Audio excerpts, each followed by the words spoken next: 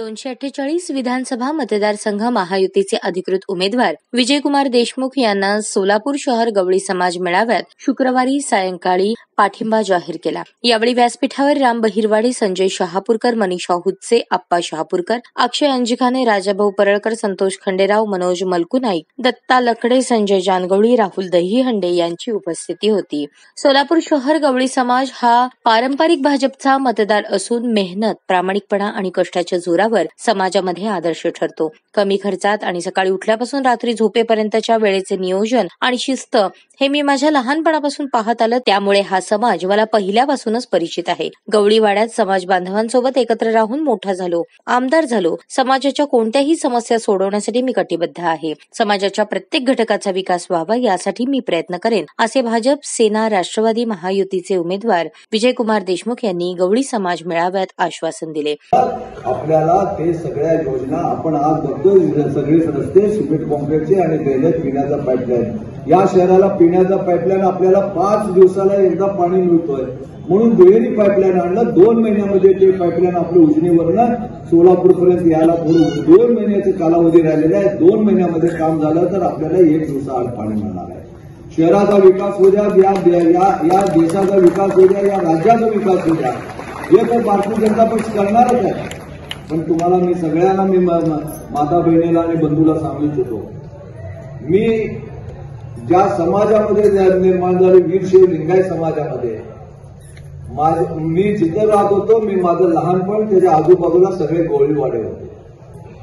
सगळे गवळीवाडे सकाळी उठल्यावर त्यांचं खडखडाट, भांड्याचं किंवा ह्याचं त्यांचं सगळं चालू असणार आणि त्या गवळीवाड्यामध्ये मी राहिलो, मोठा झालो, आमदार झालो।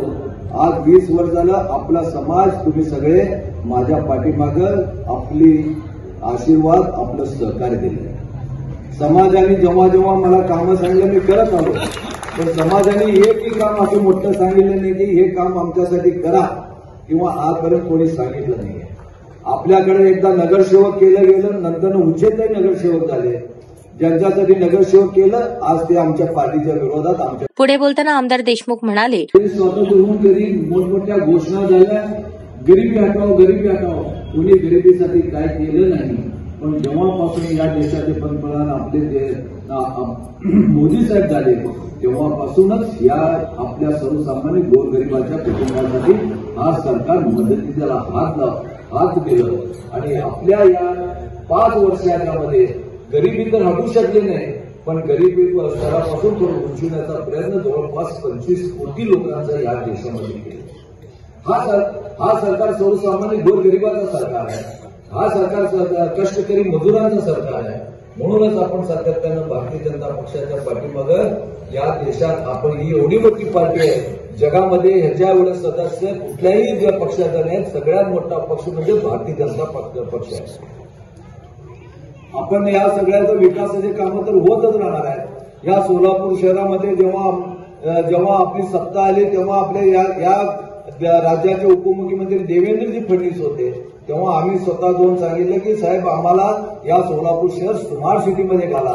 मग तेव्हा त्यांनी प्रयत्न करून स्मार्ट सिटीमध्ये आपल्या सोलापूर शहराचं नाव घातलं गेलं। आपल्या मोदी साहेबांनी ही स्मार्ट सिटीची योजना आणली, त्यांनी 1100 कोटी रुपये या सोलापूर शहराच्या विकासासाठी दिलं।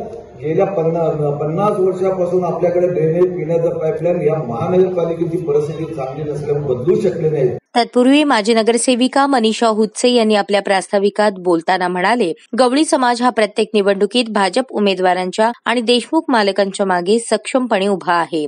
आमदार देशमुख यांनी गवळी समाजाची अनेक कामे केली आहेत, त्यामुळे संपूर्ण समाज प्रामाणिकपणे त्यांना निवडून आणण्यात महत्वाची भूमिका बजावेल। समाजातल्या सर्व वर्गासोबत आमदार देशमुख यांचा वैयक्तिक संपर्क असून समाजाचा एकतर्फी पाठिंबा देत असल्याची भावना हुत्से यांनी यावेळी व्यक्त केली।